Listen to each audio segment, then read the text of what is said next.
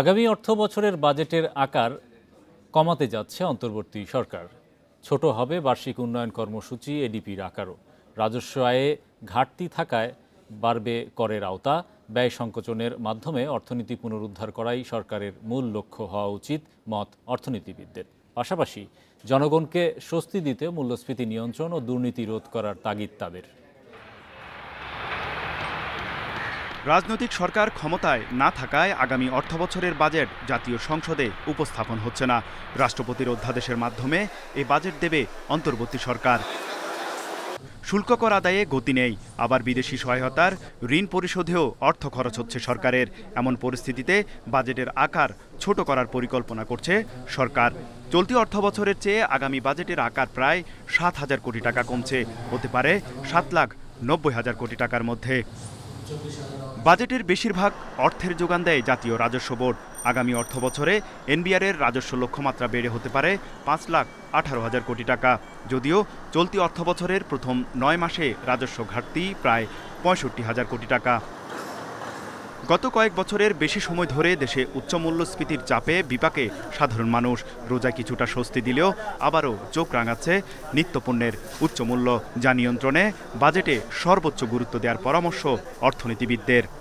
অর্থনৈতিক পুনরুদ্ধার এই সরকারের জন্য আগামী বাজেটের মূল ভিত্তি হওয়া উচিত এবং এই অর্থনৈতিক পুনরুদ্ধারের ভিতরে একদিকে যেমন রয়েছে হলো ব্যয় সংকোচন এবং অন্যদিকে রয়েছে যে সমস্ত খাতে অপ্রয়োজনীয় ব্যয় রয়েছে সেগুলোকে কমিয়ে আনা, মূল্যস্ফীতিকে কমিয়ে আনার চেষ্টা করা। নির্বাচিত সরকার আসার আগে যেন এই ধরনের বড় কোনো নীতিগত সিদ্ধান্ত গ্রহণ না করা হয়, বিশেষ করে যে জ্বালানির দাম বাড়ানোর ক্ষেত্রে। তো এবং সেটা দেখা যাবে যে আসলে আমাদের বিনিয়োগের ক্ষতি করছে, অর্থনীতিকে আরও বেশি চাপের মধ্যে ফেলছে। এবার সামাজিক নিরাপত্তা খাতে ভাতা কিছুটা বাড়ানো হবে। দারিদ্র্য বিমোচন, বিনিয়োগের পরিবেশ সৃষ্টি ও কর্মসংস্থান তৈরিতে অগ্রাধিকার দেওয়ার পরামর্শ উদ্যোক্তাদের।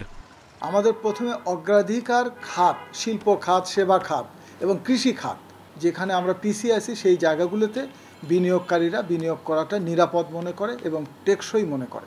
সেটাই এই বাজেটে একটা অন্তর্নিহিত দিক নির্দেশনা থাকা উচিত। এবার শ্বেতপত্র কমিটি ও টাস্কফোর্সের প্রতিবেদনের সুপারিশের প্রতিফলনও থাকবে বাজেটে। তৌহিদ রানা, ইন্ডিপেন্ডেন্ট নিউজ, ঢাকা। নতুন চাল বাজারে আসায় কমতে শুরু করেছে দাম। সরু চালের কেজিতে কমেছে ১৫ টাকার মতো। কমেছে বেশ কিছু সবজির দামও। তবে স্বস্তির মধ্যেও অস্বস্তি বাড়িয়েছে পেঁয়াজ। সপ্তাহের ব্যবধানে কেজিতে বেড়েছে ৫ টাকার মতো। সপ্তাহ দুয়েক আগে নিত্যপণ্যের দামে অস্বস্তি বাড়ছিল, তবে কিছু পণ্যের দাম কমায় বাজার আবারও স্বাভাবিক হতে শুরু করেছে। বাজারে এখন সরু চাল মিলছে ৭৫ থেকে ৭৬ টাকা কেজি দরে, যা ২-৪ সপ্তাহ আগেও ছিল ৮৮ থেকে ৯০ টাকা। নাজিরশাইল ৮০ থেকে ৯০ টাকা ও স্বর্ণা ৫৫ টাকা কেজিতে বিক্রি হচ্ছে। বিক্রেতারা বলছেন, বোরো মৌসুমের চাল বাজারে আসায় কমতে শুরু করেছে দাম। এখন বিক্রি করতেছে আপনারা ৭৮ টাকা, ৮০ টাকা ভালোটা, আর নর্মালটা হইল ৭০ থেকে ৭২ টাকা। ২৮ টাকার দাম কমছে, ২৮ টাকা এখন চলতেছে ৫৬ টাকা। যেটা ভালো কোয়ালিটি ওইটা ৮০-৮১ টাকা এখন চলতেছে, যেটা আসলে ৮৮-৮৯ টাকা ওইটার দাম কম। আর যেটা মনে করেন নর্মাল যেটা এটা ৭৫-৭৬ টাকা, ৭২ টাকা এরকম চলছে। বাজারে চালের দাম কমলেও বাড়তি পেঁয়াজের দাম। সপ্তাহের ব্যবধানে কেজিতে ৫ টাকা বেড়ে বিক্রি হচ্ছে ৬০ থেকে ৬৫ টাকায়। পেঁয়াজের দামটা একটু বাড়তি, কেজি প্রতি ৫-১০ টাকা বাড়তি, এবং আলু, দেশি আলুটারও একটু দাম বাড়তি। আর অন্যান্য জিনিস মোটামুটি স্বাভাবিক আছে। আদা বা রসুন মোটামুটি সহনীয় পর্যায়ে আছে, ১৮০ টাকায় কিনলাম আদা রসুন।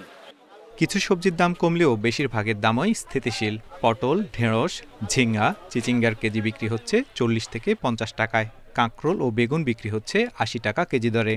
ঝিঙ্গা, চিচিঙ্গা, দুন্দুল, করলা, পটল, কাঁচা পেঁপে, বেগুন সবটাই দাম কমছে। এদিকে কিছুটা কমেছে ব্রয়লার ও সোনালী মুরগির দাম।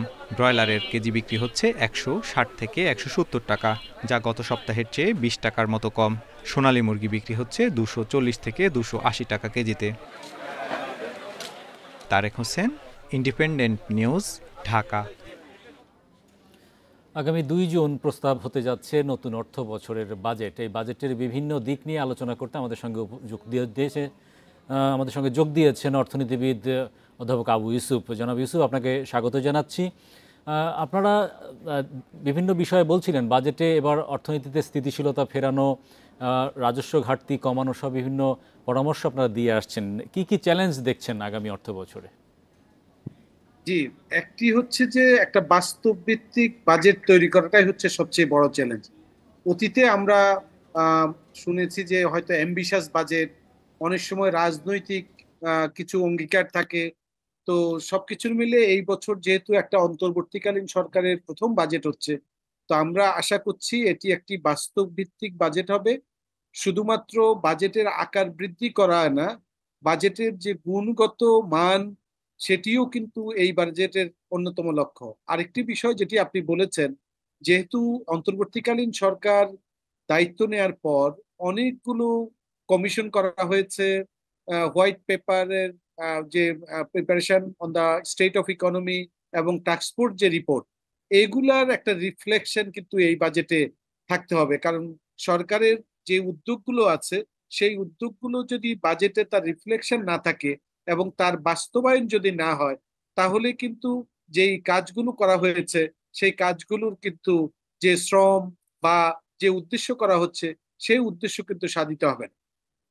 2 নাম্বার হচ্ছে যেটি বলছিলাম বাজেটের আকার নিয়ে, যে সবসময় আমরা দেখি একটা ইনক্রিমেন্টাল বাজেট হয়, কিন্তু এইবার আমরা দেখলাম যে বাজেট গত বছরের যে বাজেটটা ছিল প্রস্তাবিত বাজেট, চলতি অর্থ বছর যেটি আছে আগামী অর্থ বছরে তার চেয়ে কিছুটা কম রাখা হয়েছে। অর্থাৎ এটি যাতে নিড বেসড হয় এবং যে সমস্ত কনসালটেশন গুলো হয়েছে, আশা করছি আমরা যে প্রি বাজেট যে কনসালটেশন গুলো হয়, অন্য বছরে যেটা হয় কনসালটেশন হতো কিন্তু কনসালটেশনের কতটুকু রিকমেন্ডেশন নেওয়া হয়েছে, তা আশা করছি এই বছরের বাজেটে কিছু নতুনত্ব আসবে।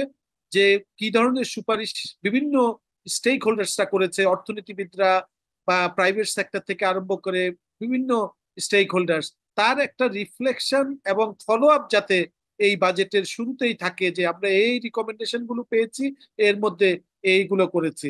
তারপরে হচ্ছে যে বললাম যে task force plus white paper অন্যান্য কমিশনের আলোকে যে তারও একটা রিফ্লেকশন যাতে এখানের মধ্যে থাকে। আরেকটা হচ্ছে আপনি যেটা বলছিলেন যে প্রতিবারই যে ইনক্রিমেন্টাল একটা বাজেট হয় সেই ধারা থেকে বের হয়ে এবার কিছুটা কমছে বাজেটের আকার, সেই সঙ্গে মূল্যস্ফীতিকে প্রাধান্য দিয়ে এবার কিন্তু বাজেটে প্রবৃদ্ধির লক্ষ্যমাত্রাও অন্যান্য বারের তুলনায় কমতে পারে, এমন একটা আভাস আমরা পেয়েছি। বিষয়টিকে কিভাবে দেখছেন? জি, আসলে আমরা গ্রোথ অবশ্যই দরকার, যেটাকে আমরা অর্থনীতির ভাষায় বলি যে গ্রোথ হচ্ছে একটা necessary but it's not sufficient. সুতরাং গ্রোথের বাইরের যে বিষয়গুলো আছে সেই বিষয়গুলো অবশ্যই গুরুত্ব দিতে হবে। শিক্ষার কথা যদি বলি, স্বাস্থ্যের কথা যদি বলি, তারপরে সোশ্যাল প্রোটেকশনের কথা যদি বলি, তাহলে সেই জায়গাগুলো আসলে গুরুত্ব দিতে হবে। আরেকটা হচ্ছে শুধুমাত্র অন্যান্য সময় আমরা দেখছি যে উন্নয়ন বাজেটে কিছু ফিজিক্যাল ইনফ্রাস্ট্রাকচার হয়তো করা হলে সেটার সাথে যে অপারেটিং বাজেট, মনে করেন যে একটা বিল্ডিং হয়তো করা হলো, একটা হসপিটাল করা হলো, কিন্তু তার সাথে জনবলের যদি বিষয়টা না থাকে, বাজেটের রিফ্লেকশন না থাকে, তাহলে কিন্তু এই যে সরকারের ব্যয়ের যে ভ্যালু ফর মানি, সেটা কিন্তু আসলে দুটোর মধ্যে সমন্বয় হচ্ছে না। তো আশা করছি এইবারের বাজেটে অপারেটিং বাজেট এবং ডেভেলপমেন্ট বাজেটের একটা সমন্বয় যাতে থাকে।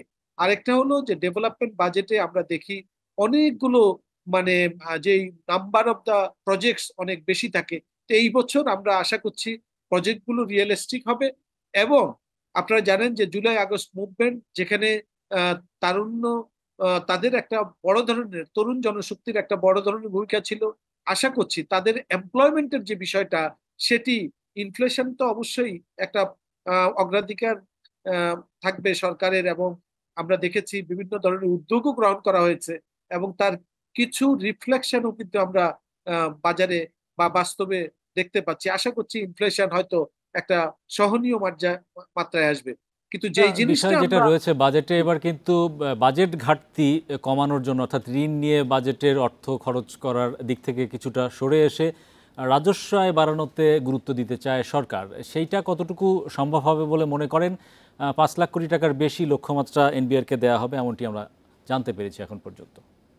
জি, আসলে এখন এটি যদি করতে হয়, আপনারা জানেন যে আমাদের এখন যে পরিস্থিতি আছে সেই পরিস্থিতিটা অনেক ক্ষেত্রে ইনডিরেক্ট ট্যাক্সের উপর যে আমাদের ডিপেন্ডেন্সি, পার্টিকুলারলি ইম্পোর্ট ডিউটি, এইগুলো কিন্তু জনগণের, আপনি ইনফ্লেশনের অ্যাডজাস্টমেন্টের কথা বলেন অথবা বিভিন্ন কারণে কিন্তু আমাদের ইম্পোর্ট ডিউটি যদি কমাতে হয় তাহলে এটা রেভিনিউর উপর যে প্রভাবটা পড়বে সেটি আমরা করতে পারবো। সেটা যদি আমরা যদি আমাদের ডিরেক্ট ট্যাক্স যেটি আছে আমরা যদি ট্যাক্স নেটটা বাড়াতে পারি, অর্থাৎ আপনারা দেখেন আমাদের যদিও বলা হচ্ছে 1,14,00,000 মতো আমাদের টিনদারি আছে, কিন্তু 43 লাখের মতো তারা রিটার্ন সাবমিট করে।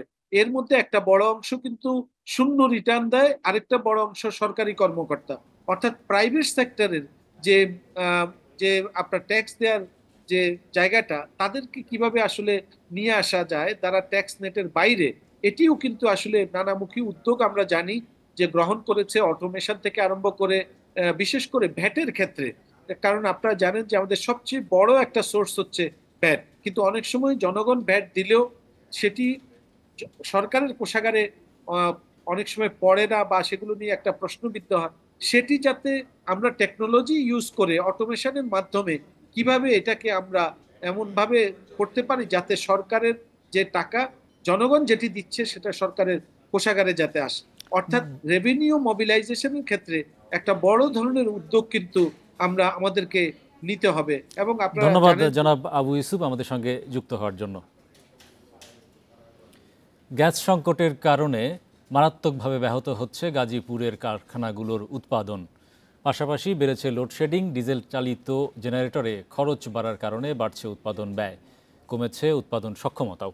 এ পরিস্থিতিতে কারখানা সচল রাখা নিয়ে দুশ্চিন্তায় মালিকরা। গাজীপুরে বেশিরভাগ কারখানা তৈরি পোশাক শিল্পের, এছাড়া রয়েছে ওষুধ, চামড়া, সিরামিকের কারখানাও। এসব কারখানার যন্ত্রপাতি সচল রাখার জন্য কমপক্ষে 3 PSI গ্যাস সরবরাহ লাগে, কিন্তু পাওয়া যাচ্ছে মাত্র 0.5 থেকে 1 PSI। এ অবস্থায় অধিকাংশ সময় বেকার বসে থাকতে হচ্ছে শ্রমিকদের, ব্যাহত হচ্ছে উৎপাদন, কমেছে গ্যাস চালিত বিদ্যুৎ কেন্দ্রের উৎপাদন সক্ষমতাও। ফলে শিল্প বাণিজ্যিক প্রতিষ্ঠানগুলোতে বিদ্যুৎ সরবরাহ ব্যাহত হচ্ছে।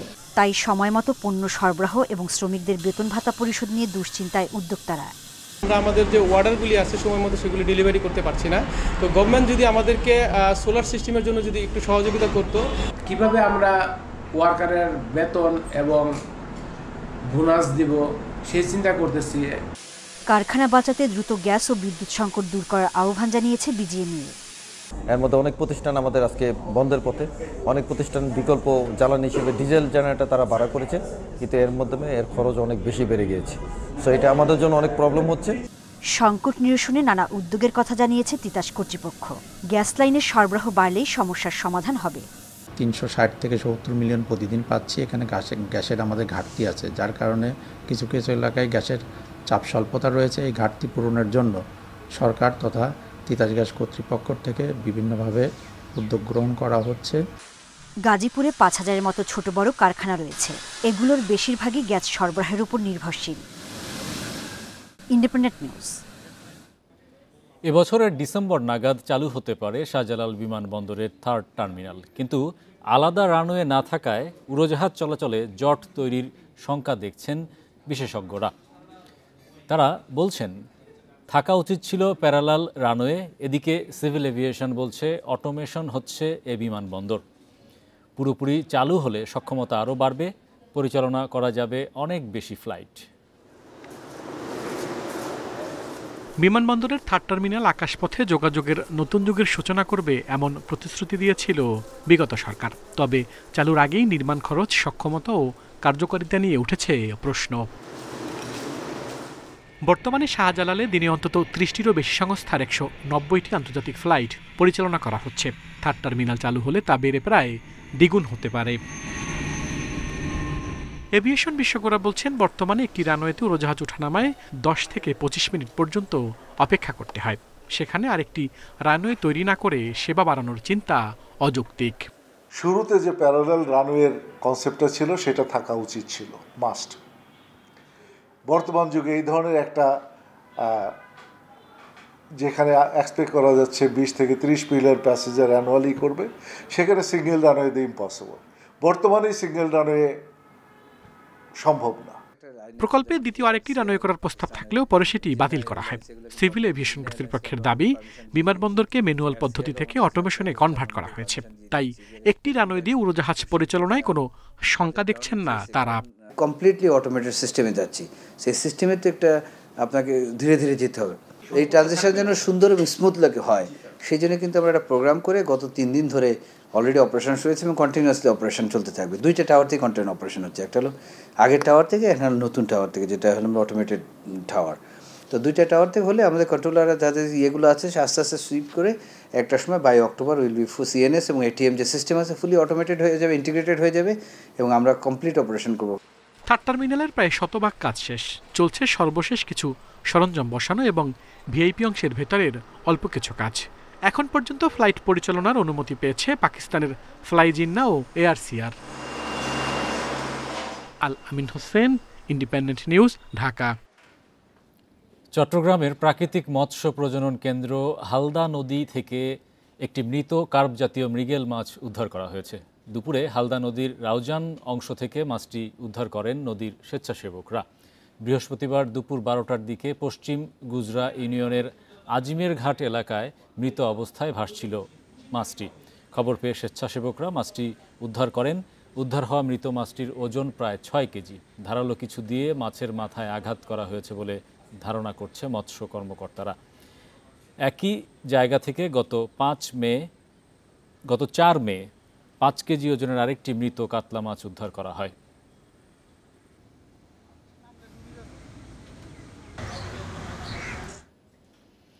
ঈদুল আজহা উপলক্ষে আজ থেকেই উত্তরাঞ্চলগামী বাসের অগ্রিম টিকিট বিক্রি শুরু হয়েছে। গাবতলী বাস টার্মিনালের কাউন্টারগুলোতে 29 মে থেকে ঈদের আগ পর্যন্ত যাত্রার অগ্রিম টিকিট বিক্রি হচ্ছে। তবে যাত্রাবাড়ি, সায়দাবাদ ও মহাখালী বাস টার্মিনাল থেকে ছেড়ে যাওয়া দক্ষিণ পশ্চিমাঞ্চলগামী দূরপাল্লার বাসের অগ্রিম টিকিট বিক্রির বিষয়ে এখনও কোনো সিদ্ধান্ত হয়নি। এ বিষয়ে শনিবার বাস মালিকদের বৈঠকের কথা রয়েছে। এর আগে বৃহস্পতিবার বাস ট্রাক ওনার্স অ্যাসোসিয়েশনের এক সভা শেষে সংগঠনের নেতারা জানান, শুক্রবার থেকে যাত্রীরা একযোগে অনলাইনে ও কাউন্টার থেকে উত্তরবঙ্গের বাসের টিকিট কিনতে পারবেন।